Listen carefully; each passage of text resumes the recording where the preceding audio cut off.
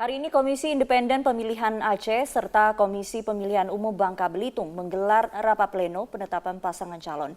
Kita bergabung bersama dengan dua rekan kami, Dazen Frila, langsung dari Banda Aceh, Provinsi Aceh, dan juga Minanti Rohanta dari Bangka Belitung. Kami akan melihat bagaimana situasi di Aceh bersama dengan Dazen. Dazen, apa hasil rapat pleno penetapan pasangan calon gubernur dan wakil gubernur Aceh hari ini?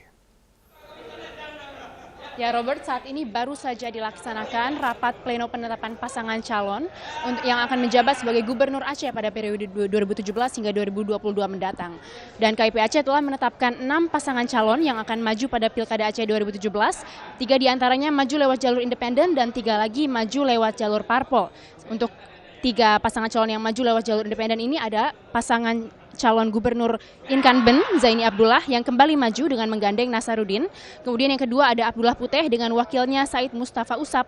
Dan yang ketiga Zakaria Saman bersama wakilnya T.A. Alaidin Syah.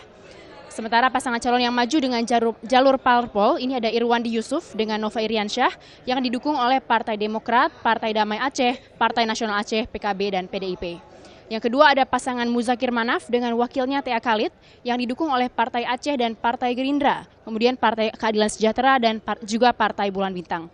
Dan yang terakhir ini ada pasangan Tarmizi Karim dan Maksal Mina Ali yang didukung oleh 6 partai yaitu Partai Nasdem, Partai Golkar, PAN, P3 Hanura, dan PKPI. Dan untuk diketahui, rapat pleno hari ini berlangsung di Hotel Hermes Banda Aceh dan hanya ada 1 pasangan calon yang hadir dalam acara ini yaitu pasangan calon Abdullah Puteh dan Said Mustafa Usap.